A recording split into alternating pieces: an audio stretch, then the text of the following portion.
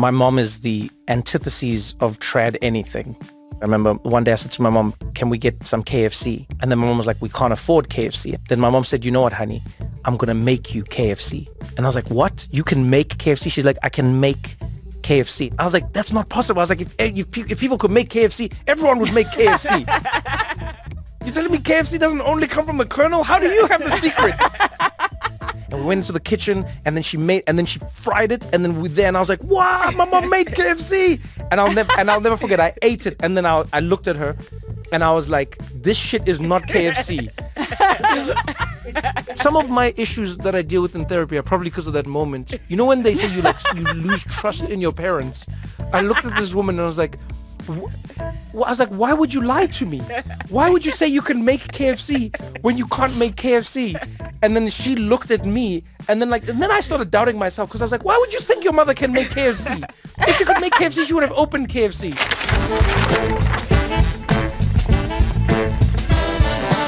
This is What Now with Trevor Noah.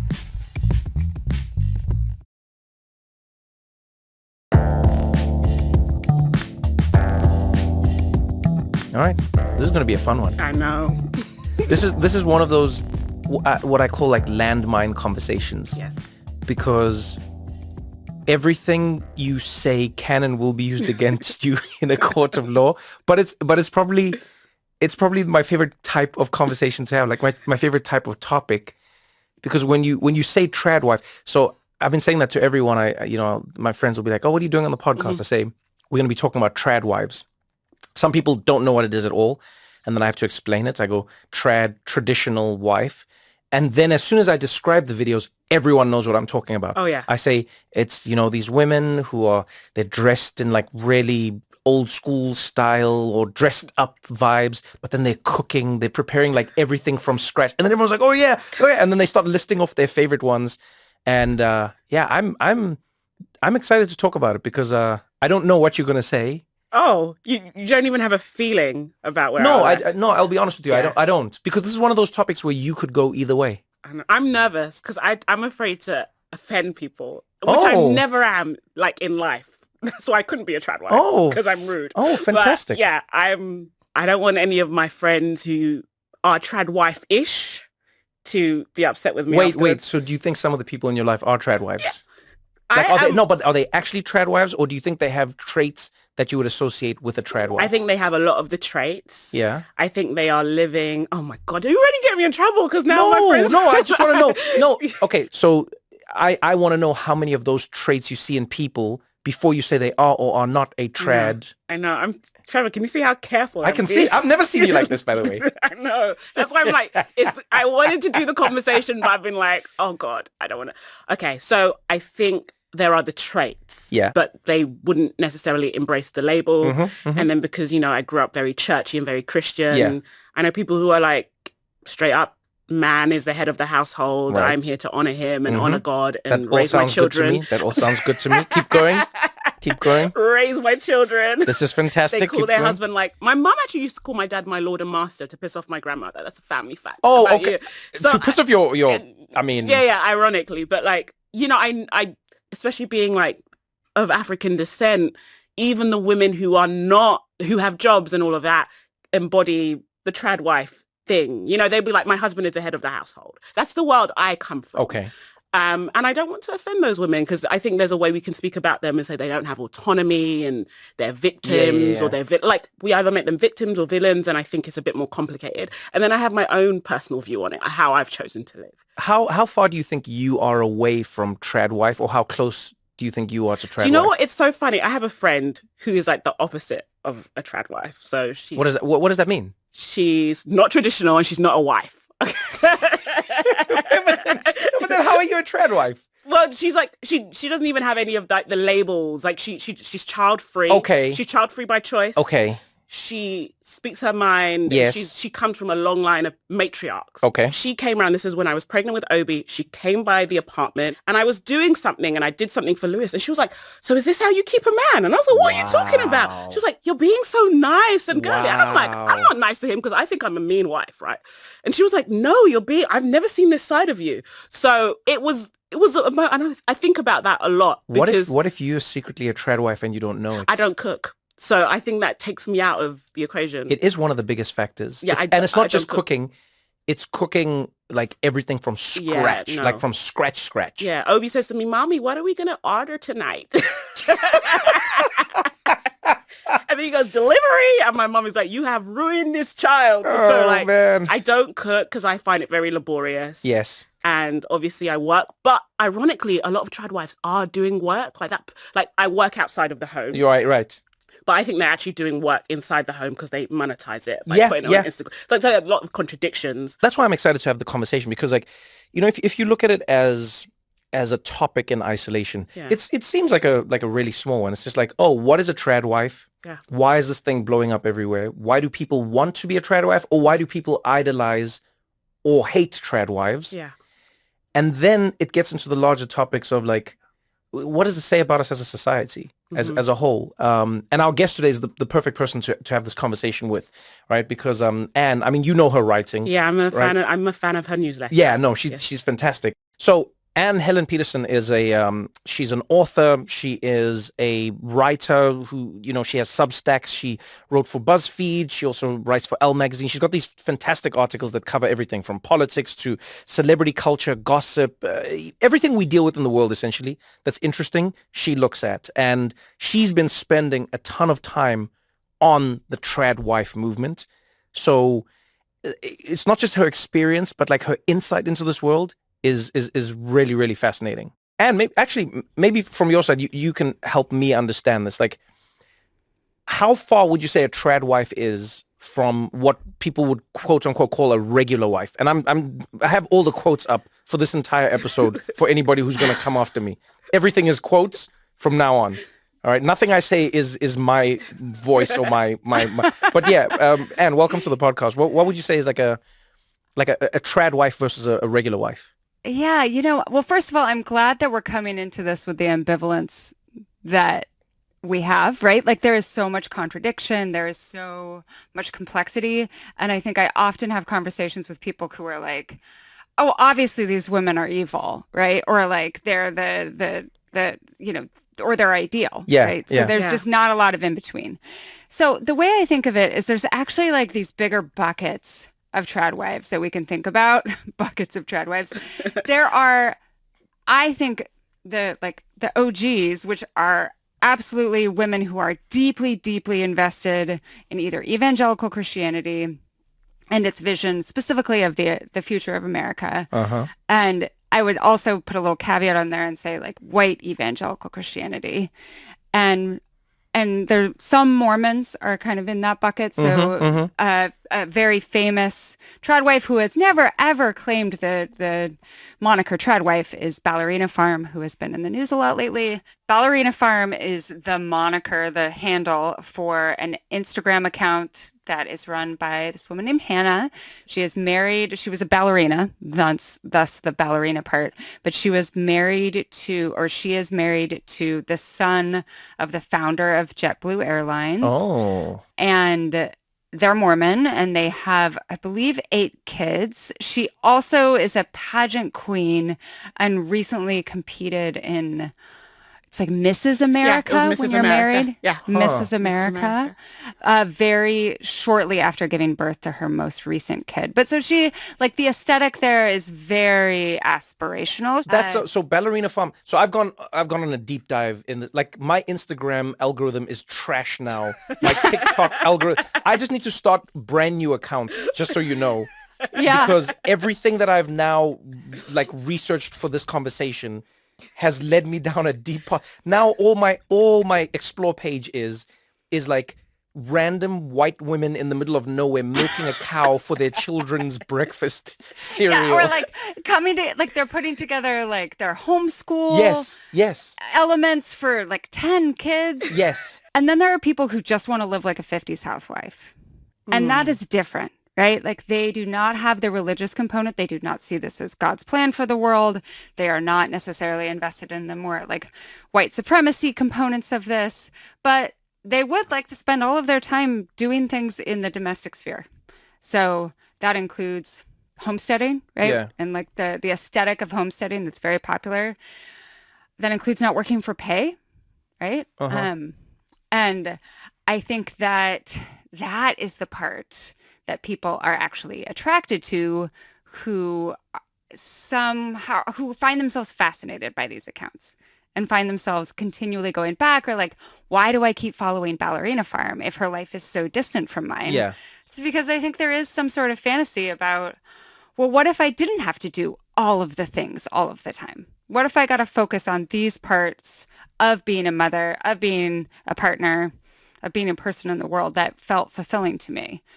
So that's a different sort, though. And also like the stay-at-home girlfriends, which are oftentimes linked into or put into this bucket. People who like, they tape for TikTok, especially, like, here is my life as a stay-at-home girlfriend. And it's like making chia smoothies and like doing Pilates, and they're not even married. Like, a trad wife would die if they were associated with these stay-at-home girlfriends. Like, those women are living in sin. Like, they do not belong in the same hemisphere. So I'll be honest. I've been on a roller coaster of emotions here, digging into the world of, I'm going to call it tradism.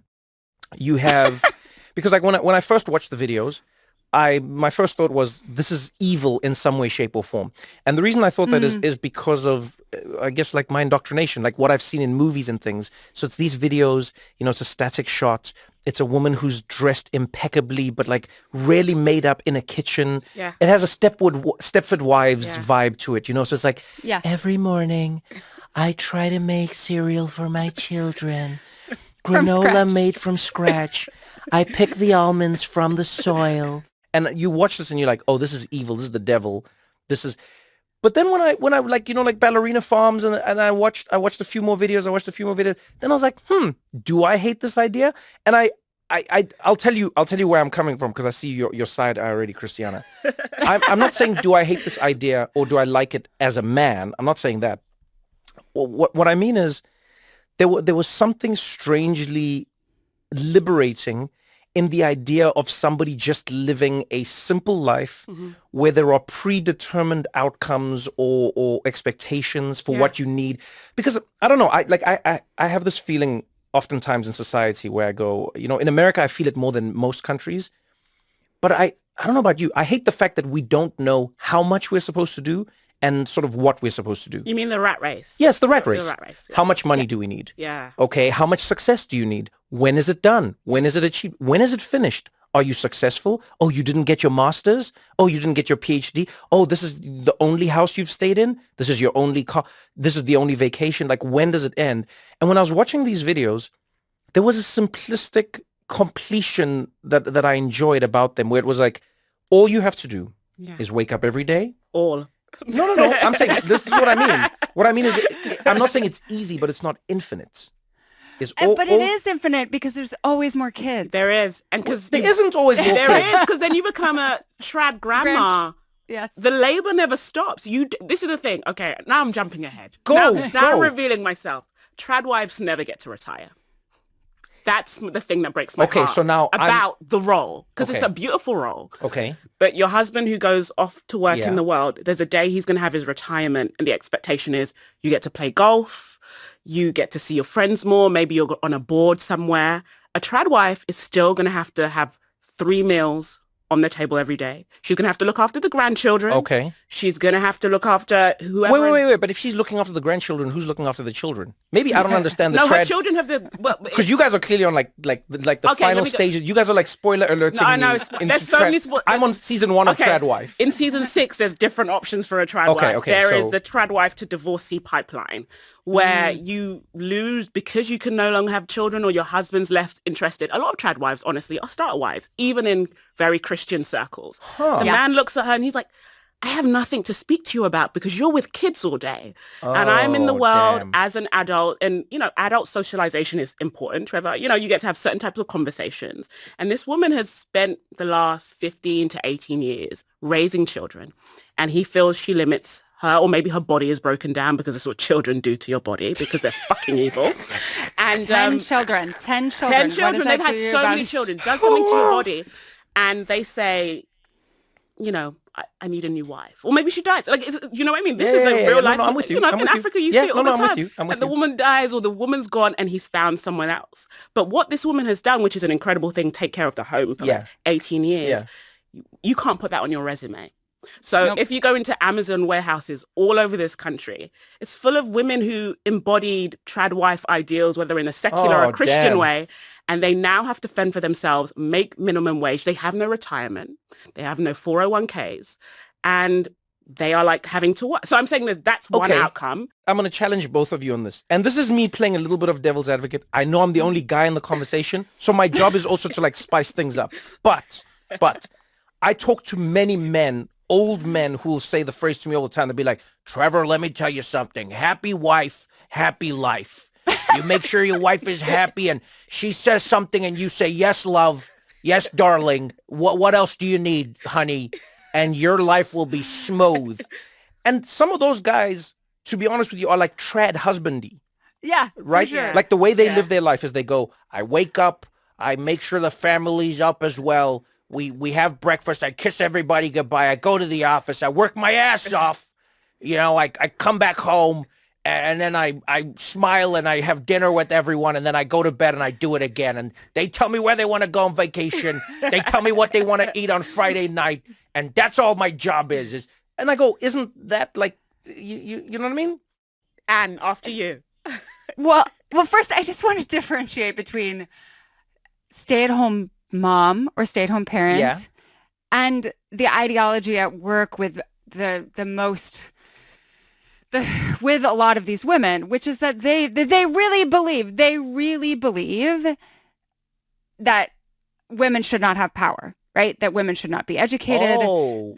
Like they really believe this, right? They don't have that in the posts. Okay. It's no, that's not as explicit, right? Like Project 2025, absolutely on board with that. Like their larger goal is control over women's lives and their bodies. And so that's because I think sometimes we get into this game of like, if you're a feminist, then you shouldn't critique any other woman's choices. But these women, and I'm talking specifically about the ones who are very much invested in this evangelical version of like this the real understanding. trad is what you're saying. Okay. They believe in a larger project in which all women's rights are subsumed under the will of men. Ah, okay. This is where like the ideological specificity becomes important, because there are some of these women who grow up in the church and get married or convert to Christianity. They become part of the church at a slightly later age. Education is frowned upon. So maybe you go to a little bit of Bible college, but you probably don't. You get married as soon as possible so that you can have sex, right? Because you do not want to have sex outside of marriage. Right. And then That's the you worst become sex. pregnant you become pregnant as soon as possible.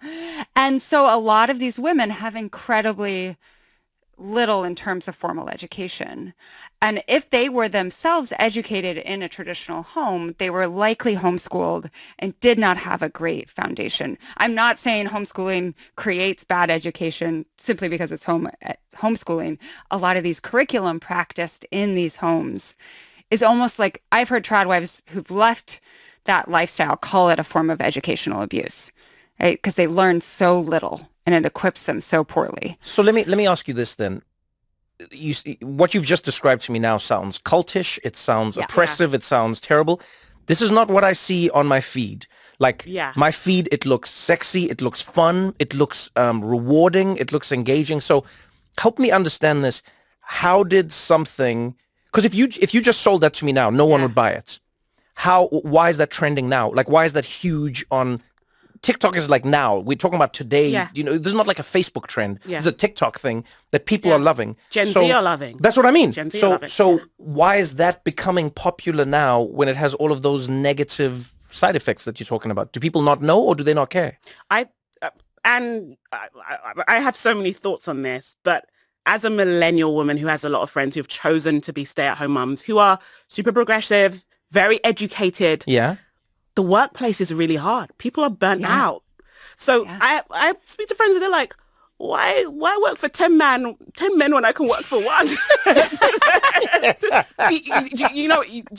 And I can... Right. Well, and you're only making enough to cover childcare. Right? And so like the calculus is broken. So here you are making barely enough. You're still, you're behind in the workplace, in part because, the pay gap and all of the sorts of like various discrimination that happens in the workplace, but also because you took maternity leave, which puts you backwards in the work clock for various reasons. And I think that like Gen Z loves to razz millennials, but I think one of the things they see when they look at millennials is like, oh, they're trying to have it all. Or like millennial feminists are trying to figure out, how can I be a great mom, a great parent, a great partner, and like a really like have a career that I like. And it's impossible. So what is your choice? I think this is where you get almost like this reactionary move. And I don't think that if a Gen Z person is watching this on TikTok, it means that they necessarily have conservative politics, right? It's more that the choices laid out for them seem like they suck. I mean, I get all so okay, let's take a step back and let me ask you this then as a question and like help me understand. Is being a trad wife problematic in and of itself, or is being a trad wife problematic when you live in a society where capitalism will define your end game or your outcome on the other side? So if we lived in a world where you didn't have to worry about like surviving on the other side, is being a trad wife bad? I read your writing, and one of my favorite articles of yours was the L one where they asked you to be a trad wife for a week.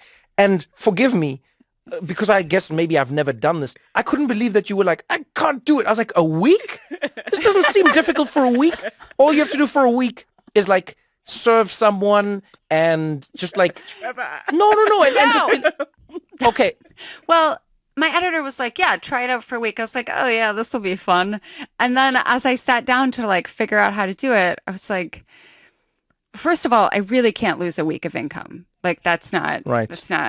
It's something I'm willing to do for this. Like I would lose money writing this story for Elle magazine. And the other thing is I talked to my partner. I'm not married, so I'd be a bad trad wife in the beginning, right? Like I'd be a living in sin partner. And he was like, this makes me feel uncomfortable. Huh. Right. So that's the other part of the story, is that I think some men don't want to be served in this way. Like I cook a lot of the food, not all of it, but I do some of it. I mean, like a lot of families, like we're always in the struggle to split the mental load.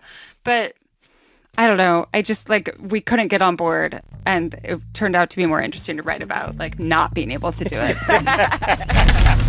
We're going to continue this conversation right after this short break.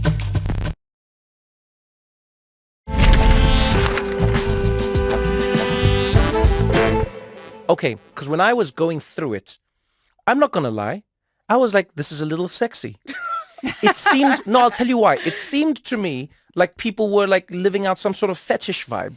Totally. There's an element of that. No, so it felt like it was I mean, they have like 10 kids, so they are having sex. Exactly. And it was also But they're having sex, like, we're talking about like the old like, they're having sex anytime the man wants it. And some of this is coerced. You're selling this to Trevor right now. Anne, you really you actually no. You actually aren't. I'll tell you why on that element why that doesn't appeal to me as much, because I think one of the problems we have in modern relationships and in society is this lopsided, appetite for sex. I think sex in a relationship works best when both parties get to want it when they want it, because the spark needs to come from both sides. So I actually don't like the idea. That trad dad you described. Yes. Part of why he does that is the expectation. Anytime I do want to have sex with this woman, she's gonna have sex. No. I think those guys. That's why this is interesting. What you're saying is, and I think we need to drill down on this, because to your point, I think some people see this as, let's say, the sexy version, where it's like he tells me what he wants. And I do it. He says, I want your hair like this, and I wear it. And when you're listening to that, you're like, yeah, it's a little 50 Shades. I'm down for this. This sounds cool. Yeah. But it sounds voluntary. And now what you're telling me is the real, not the gloss, not the stuff we see online, ironically, because they aren't online. Yeah. is like, they're like, no, you do not have a right to say no to your man. You should not tell him you don't want to do something. You have no control over yourself. That's essentially what you're saying. The real trad culture is. There's the idea like, oh, this is all a choice, right? And so I shouldn't critique it. Yeah. And it's okay. And of course, that's what they're going to show on TikTok and on Instagram. And of course, they see this, and this is where the contradiction, that you two were talking about before I came on, of like, they're not supposed to work, but they're monetizing their feeds. Yes. They see this as ministry, right? They want to sell this vision to as many people as possible. So to them, it is not at all at odds. Yeah. And, when you mention that, them seeing it as ministry, I think it's interesting for me because my father's a pastor, so I'm in a very religious bubble. I was talking earlier to the guys about the fact I tithed until very recently. My dad is going to lose his mind if he hears this. And now I like tithe to causes, and anyway, it's a whole thing. But I know that world of evangelical Christianity and Pentecostalism and, faith without works is dead. So I can understand why a woman is like, I am going to evangelize through making sourdough from scratch. On the other side, because of the life I live now, a lot of the women I'm around are very secular and in many ways very progressive. But then it's also in the world, you meet a woman and said, I was like a partner at a law firm and I had my second baby and I said, I'm not doing that anymore. What do you say to that? Because that's not a neutral choice, but it's a choice she's had to make for her betterment. And I think that's my personal struggle with it. Yeah. Yeah. I mean, why do you think it's everywhere right now? I think that it touches on something we're trying to figure out about the place of feminism, the place of like everything to do with like J.D. Vance of it all. Like, I mean, I think white liberal feminism has failed. Like as an ideological, as an ideological. I mean, they can't even get abortions, which is like which is like a right that people got like 50, 60. Like if you go to most Western countries, white liberal American feminism, I'm with you. It's a failure. It hasn't got women maternity leave. Women cannot have abortions across this country if they want. Like the pay gap seems to be intensifying. Like feminism was supposed to have an answer to all of these questions, and it as an ideological project, it failed. Like, it's not like this cohesive block, whereas if you go to France or the UK, there is a lot more unity among the idea of feminism because they've safeguarded just like basic feminist rights. Well, maybe then that's part of the question, or like an interesting aspect of the puzzle here is, when you're saying, Anne, why is it so popular? Obviously I can't speak for any women in this, but if I just try and put myself in somebody else's shoes, I do think there's an element of this, even if a lot of it is fake, I think there's an element of this TradWife movement that's like celebrating a form of femininity that has been sort of like lost in the demonized. Yeah, in the feminine fight. And then this is giving people just a little enclave where they can say, actually, I do want to spend time with my kids. I do want to, sometimes this happens in life. I don't know if you've experienced this in a relationship, in a friendship, or even in a general interaction. Sometimes I almost feel like it becomes easier for people to adopt an extreme ideology only because they want aspects of it. So now there's a woman out there who goes, look, I don't not want to work and I don't want, but it's easier for me to say and be a trad wife because then no one can sort of like judge me out of this because I'm not a feminist who's doing it wrong. I'm just a trad wife who's trying. Do you think it gives women the space to explore all sides of being a woman? Or do you think like, this modern feminism has become about like, no, if you don't do it like this, then you are not? Anne, I want to hear from you first. I don't know if I would frame it in terms of feminism. I would frame it more in terms of society, that society doesn't give, especially American society, does not give a lot of space to figure out different ways of being a woman with safety, right? So if you're looking at different ways you can go through the world, go through society today, and let's say you had something like you grew up in a precarious situation for some reason, right? What looks most safe to you? Is it going to be, someone else makes all the decisions and brings in all of the money and navigates the outside world, And then I just get to like make some decisions about things that I care about. Or I'm going to figure this all out alone with no social safety net and no economic safety net. So I think that like that's, if you're looking at the world around you, it's easy oftentimes, especially given your situation, to choose something that seems safe, that seems like a path forward. And patriarchy can feel very inviting when dressed up this way, you know? It's so interesting you say that, Anne, because I thought a lot about the fact that given my religious upbringing, given elements of my own faith, why I'm not a TradWife, apart from the fact that I've got a slick mouth. And So wait, so TradWife, you're not allowed to have like what, a vibe? No You vibes. you can't be. You better go bake bread. Okay, but what about and be timid and no, but that it's part of that like godliness and timidity and humility. I'm never humble. But wait, but is this? Yeah, but you're Nigerian. You can't be. Exactly. So what I'm saying is, but can you? Like, can TradWives, can they be like sort of balling out, living their lives? No, you have to be when meek. The man's not around. No, because you want to model for your sons. This is the idealized womanhood, and you also want to model for your daughters this trait of meekness, right? Yeah. And I've never been meek, and it was always interesting to me to be in like a Black majority church where these women were actually being that for their husbands, but like in their nature they weren't. These are Ghanaian, Nigerian, and Jamaican women. Like, we ain't meek. The reason I think that we are seeing that, like someone like Nara Smith, biracial Black girl with a white man, and she makes food from scratch. They recently did a GQ photo shoot that was very 1950s inspired, but they're like gorgeous people. And they've got these gorgeous children with like multiracial curly hair. You know, I think embodies a lot of like future America. And the important thing about her is that she's Gen Z. She's 22 years old. That woman is 22? She is 22 years old. Or maybe 23. She has 3 kids. She has 3 kids. Wow. Anyways, we're seeing this movement become increasingly diversified. I know a lot of Black women who are into the femininity movement who are like, I'm embracing my divine feminine and my soft life. Right. So I can find this man out there to take care of me. And as much as I was like, I was never going to be with a man that couldn't take care of himself because I'm very Igbo in that way. The message I was told growing up implicitly by the women around me was like, have children because men are not safe. Your children will always be there. A man will leave you. And I think that's deeply in I'd say the West African psyche of like retreating to the home is not safe for you because a man may beat you or a man may assault you or a man can just, I come from a polygamous family. My grandfather had 18 wives. A man will get another wife, right? So say in a West African context, being a complete TradWife is being a woman who is not safe.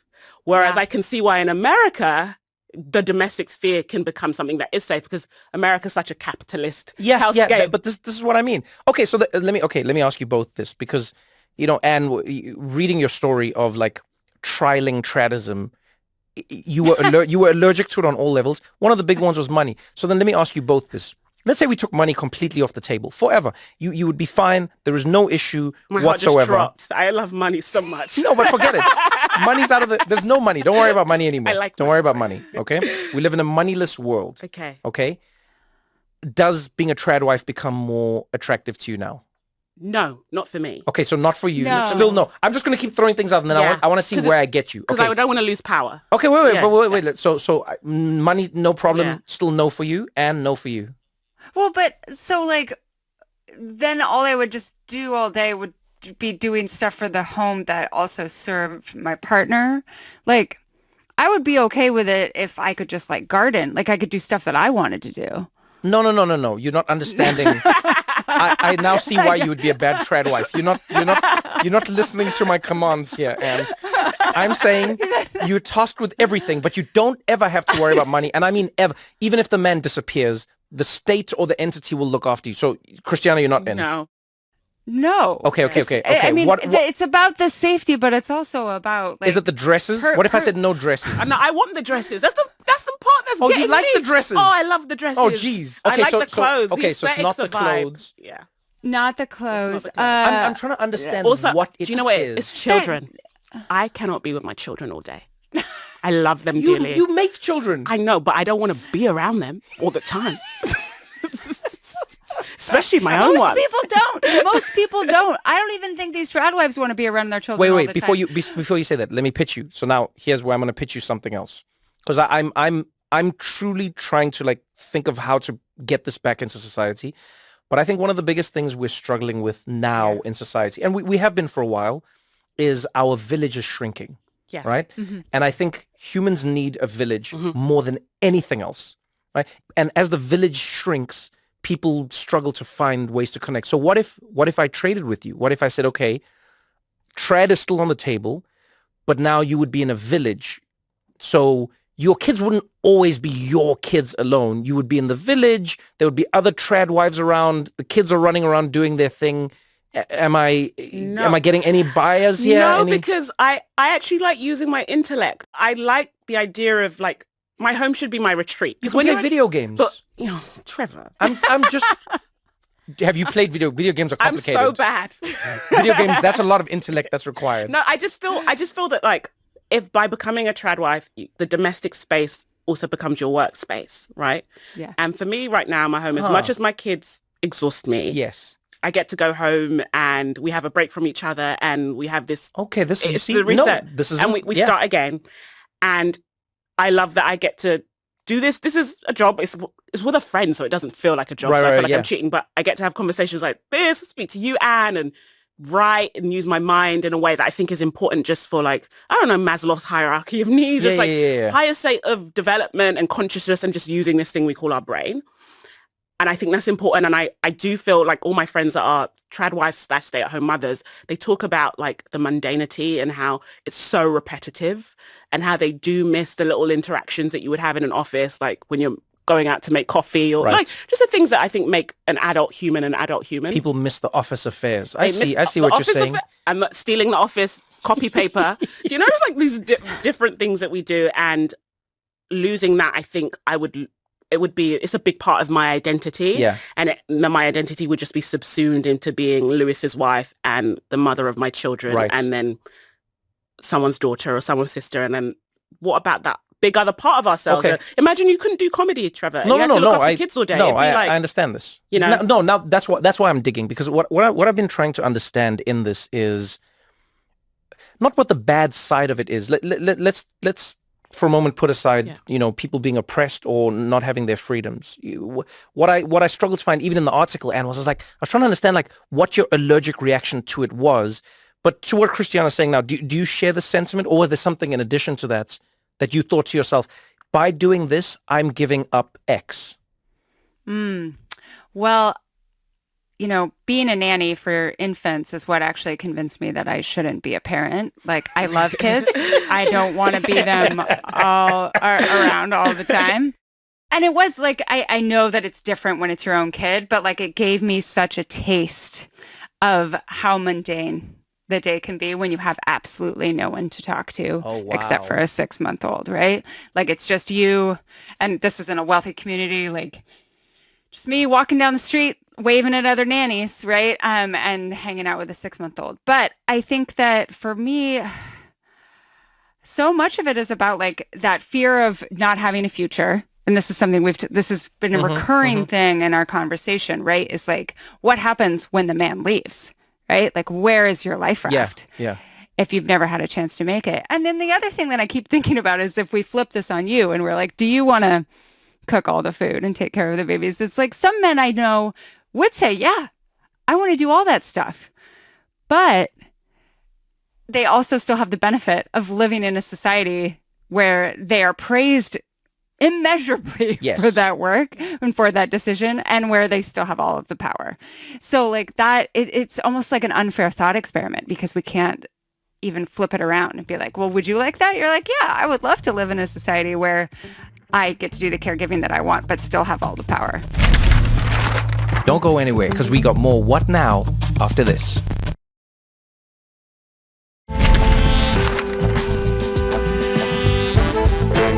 I wonder if the trad wives we don't see online are pissed off at the trad wives that we do see online. Only because one of the elements that both of you have mentioned, and I've actually heard a lot of people speak about, is the lack of outside interaction, is the lack of outside connection, is the lack of just expanding your mind. And so I wonder if like OG trad wives are a little bit pissed off at these like internet trad wives because they're like, no, you're interacting with people online all day. You're not living the trad. It's like these have you ever followed these like TikToks where people live off the grid and they're like, I live by myself. I'm in a forest and I make my food. I don't talk to people. But they're on a live telling people this and they're responding to people. You know what I mean? Yeah. And I'm like, but you're not living the life. Yeah. By virtue of the fact that you are displaying it, you are not living the life. And so I don't know, because you've written so much about it and you've interviewed so many people about it. Is there like an inner conflict within the trad movement where they're like, these people are fake trad, or do they look at them as missionaries where they go, no, they're necessary to spread our movement? Well, I think that some on like the far extreme side of the spectrum would definitely say that some of those cute dresses are way too revealing. Oh. But then like, I don't know. I think a lot of women aren't at all aware. Like if you're really deep in this stuff, you don't have a TikTok account. You're not watching this. Yeah. Right? Like you don't have that exposure because your husband wouldn't let you have even that sort of freedom. Okay, wait. So now wait. So now let's go to that. Is the truest expression of a trad wife the fact that you are not opting into it? Because you see, it's interesting that you just said your husband wouldn't let you. So are like real trad wives not choosing to be trad wives, or can you choose to be somebody who is oppressed? I know it seems like a paradox, but can you? It's interesting because, and maybe you have a different perspective on this, because I come from more of like a Black Pentecostal evangelical circles, and there is a degree of indoctrination, like just purity culture. You're not supposed to have sex before you're married. Save yourself for your husband. Mm-hmm. You know, even if you're going to university or college, it's to be a good wife or whichever man will marry you. And like anything in society, you can opt out, even though you become a backslider. Yeah. Right? And I think the Duggars are a great example, because you see the whole spectrum. You have like some Duggars girls who are like, I'm going to wear trousers and I'm going to show my arms. I married someone, but I'm not like my other sisters who do it in that way. So I'd say as much as these women are quote unquote indoctrinated, oppressed, there is still an element of choice, and some people choose it more than others. I think there are some women who are way more zealot. The one who would never have TikTok or even ask her husband to have TikTok. Yeah. And there is like the ballerina farms with the contradictions who are dipping their toe in it and ministering. But when you're kind of doing a purette in this gorgeous kitchen, it shows that you still have a longing for the career of a ballerina. Yeah. Like, do you know what I mean? So there's stuff going on there. It's like you are not as far as zealous as the other girls that have been quote unquote indoctrinated in this way. Yeah, and it's contradictory. Yeah. And then there's women like myself who are like, I'm going to marry an atheist and be on a podcast with a comedian who has a very devilish job. My mom is always praying that Trevor finds Jesus, right? This is an ongoing thing. What do you mean? You must tell your mom, Jesus is who brought me here. What are you talking about? But she should start a church. She's like, I just see him being a pastor. Just a youth pastor. Youth pastor Trevor. He's like, he's a man of God, but like, you know, but then still has some of the pushes and pulls, the tensions of it. Because I'm like, am I being I don't take these kids to church enough or whatever it is. So you can opt out, but I think the indoctrination is there. But I don't think it's fair to act like these women have no choices at all. Yeah, right. They do have choices. The ones that we're seeing in particular. The ones we're seeing in particular, they do have choices. Even though choices are limited, they are making choices, but they're also indoctrinated. It's many things at once, I feel. But Anne, I'm curious to hear from you. Oh, there's so many things to talk about here, but I think that some of them have witnessed examples made of women who leave their whole entire lives, right? If you left, if you weren't enough a part of the church, like you're a fallen woman, and the way that those women are narrativized in the stories that they hear in their church, in their homes, like it's the end of your life. It's not just a spiritual death. It is like you are over. Mm-hmm. And so that is like, do you actually have a choice? You're like, either I'm going to risk everything or I'm going to follow this path. I think there's also a risk that happens when people like us from the outside are like, oh, these women think that they're choosing, but they're not choosing. Yeah. You're giving them this sort of false consciousness, which is very, I think, demeaning, right? Like it's saying that they don't actually have any awareness of the world. But man, a lot of the women are the ones leading the charge with this. They're the ones who are encouraging their husbands to become, to go deeper into the trad like funnel, right? And it's because they see it as the route to their salvation, but I also think it's like more and more safety, right? Like it's that's a complicated puzzle that now. I have to make, right? Yeah. And I do it's so funny because I speak to my friends about this, about like the matriarchs being the ones that policed what we would wear the most. Yeah. It was never like an uncle saying that skirt is too short. It'd be a woman in church being like, why are you wearing that? I think it's a complicated loop, in the same way that black parents will oftentimes beat their children more than most cops would ever, because they're going, if you do not follow the letter of the law, these people, the law will come down and take you away from me. It will end your life. I need to brutalize you so that you do not get brutalized by somebody who does not care for you. In a weird way, I sometimes think that it might be the same thing with these societies, is that these women are not going, how dare you wear that, sort of from my perspective. They're going like, how dare you endanger yourself? Oh, okay. How dare you walk around with a skirt that's short? Do you know what that says to those men? Do you know where that puts you? Do you understand the position that you're now in? How dare you? In a strange way, sometimes it feels to me like the people who are trapped in the system are trying to protect the other ones from the harshest elements of that system. I think that's saying? No, that's a really compassionate take. I've always felt that the foot soldiers of patriarchy have to be women, because women nurture and raise children. It's not the men. Oh, damn. So like it has to be women. Okay. Yeah. Okay. So let me throw something at you here. And this is really just for thought exercise. But what if the trad movement turned around and said to you, no, you have been brainwashed. You have been brainwashed into thinking that a woman's role is to be in an office, and a woman's role is to be in a factory. And they're like, this is not what a woman does. Every month, your body releases eggs for a purpose. And if you do not, then your body responds accordingly. And so they go like, no, you've been indoctrinated. You've been tricked into thinking that your role is outside of the house. And then they may even turn around and say to you, look at how much strife and turmoil you have. Look at how stressed you are. Look at how you struggle to have children, and look at how hard your life is. If they say that to you, is there even a part of you that goes like, what if? Well, first of all, they do say that explicitly. Like there is messaging that like feminism has brainwashed you, and feminism is the work of the devil. Like the devil is winning.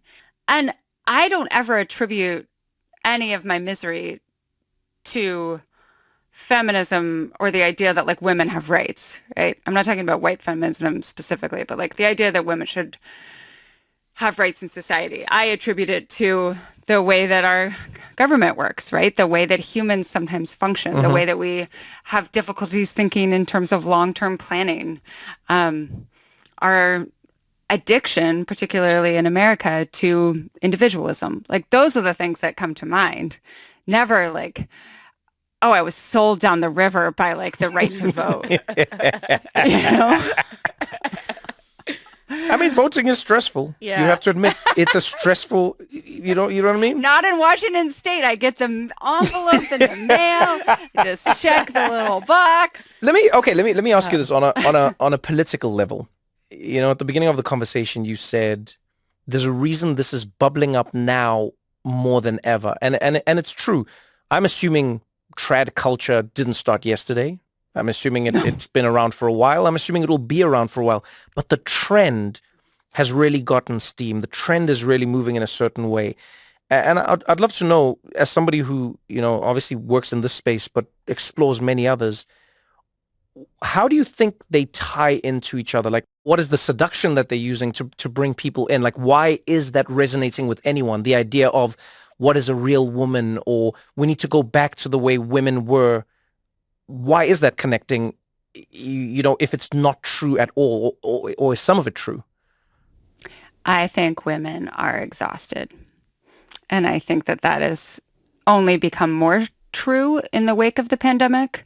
So there's new research out that I saw in the New York Times recently about like looking at 2 years on from COVID isolation and kids being home during like especially that first year of COVID, on who took on the primary care in two-parent homes with separate genders, and like the women, right? Like just the incredible bulk of care. And then that fatigue just continued on. There was never any recovery.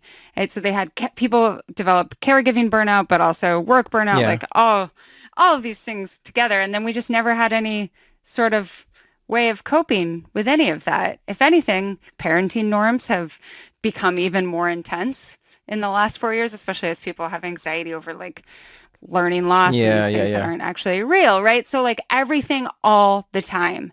And maybe you thought that like, oh, when my kid gets a little older, it'll be a little easier. And it's not, right? Like there's still all of these anxieties about screen time and safety and just everything. And so if you're dealing with that every day, just peak of exhaustion, and the only thing that you can do when you're that tired, the only thing that you can like muster the energy to do is either watch some Netflix or lay on your bed and watch TikTok, what's going to catch your eye? And the way that the algorithms work, as you know, right? Like you watch some of something and it gives you more of that thing. So that's part of it. And it's not so much like, I don't want to have rights. It's this way is clearly not working. Yeah. What other options do I have? Because like the government is not going to change anytime soon because of the way that it's organized in this country. Yeah. Like we are still going to have people in power who believe that offering affordable childcare is like encourages women to work outside of the home, and thus we should not have affordable childcare. Right. So if you can't beat them, join them. It's funny you talk about the trends and what they actually say about society. I think it's is it Gabor Mate, the writer, who says he always talks about how when dealing with addiction, he says like don't focus on the thing that you're craving, focus on the pain that the addiction is covering. Do you know what I mean? And in a way, I think that with society as well. I think to myself, oftentimes we'll focus on the trend, we'll focus on what people are gravitating towards. We don't focus on the pain that is covering. The TradWives, I think you just eloquently laid it out. We don't ask ourselves why it's becoming more popular. There's a lot of people going like, yeah, wow, that sounds nice. To have a home, just even start with that. Yeah. Yep. The idea of having a home, having a kitchen. Because I've never seen one TradWife go, hey, today I wanted to make chicken wings, but the price of chicken's gone up, so we're just going to do like carrot sticks fried. No, they never, there's not a single TradWife video that I watched that addresses scarcity or tough times in some way, shape, or form. Yeah. Abundance. It's abundance. Yeah. And so I think when we look at that, it's interesting to think of it as as an indicator of where society is, as opposed to is it good or is it bad? Yeah. It's just an expression of women's exhaustion. Yeah. And this capitalist hellscape. Yeah. Well, I do think that some women, like this is something that's been going on for like 10, 15 years. It's the return to like crafting. Yes, and, yes. Like fiber arts and like domestic arts, for lack of a better word, or what we used to like teach as home ec. Like those things, people like doing them. They're rewarding. It is fun to make things with your hands, whether it's something like a piece of wood or it's gardening or whatever. Like I do think that, and we hear about this a lot because I think a lot of millennials who like worked their butts off throughout their 20s and 30s are like, okay, do I have any hobbies? Do I have a personality? What do I like to do? And figuring that out. So I do think that there are ways of dabbling that aren't full, submission to the patriarchy. Like there's a halfway. Can I tell you guys a little secret on behalf of the patriarchy? Men are also exhausted. Yeah. And I think sometimes I don't know, sometimes I find myself feeling like we're all playing like a game, and it almost makes me wonder like, okay, well, if everyone is experiencing this oppressive force, who's applying the force? Capitalism. I didn't want to say it. But like, because you know who's not complaining about is companies. I don't know if you know this. Companies are never exhausted. Companies are never like, yes, we're having a tough time. We're so tired. We've decided to stop being a company for a while and just take a break. Just being, we've been listed for 50 years and it's time to take a break. You're not wrong. Companies are the only entities that are not tired. I think it brings me back to our conversation previously about abundance, right? And part of the allure of what they represent is abundance, right? And we have abundance on this planet. We have more than enough for everyone. But capitalism makes it so that that abundance is not. Oh yeah, you have to create the scarcity. Yes. Right. So there's scarcity for nearly everyone. And so, but if you created abundance, right? If you created a scenario where you could caregive and share that caregiving, right? In the village that we all crave, you could hang out with friends because you weren't constantly exhausted from the dual tasks of parenting and working your job because you're terrified of getting laid off and losing your health care. If you could also dabble in various intellectual endeavors, you could have hobbies that you were bad at, right? Like you could be a parent and a person at the same time. And that was facilitated by the spread of all of this abundance we have on a global level. Like that's a way of being in the world, right? We don't have to fetishize it. We don't have to hold it behind a locked door that's available only if you buy into these other ideas. I mean, maybe someday. But for now, trading is the way. No. Wait, did I learn the wrong lesson from all of this? Oh, I thought you were saying for now we all. Anne, this has been so much fun. Thank you so much for joining us. Thank you, Anne.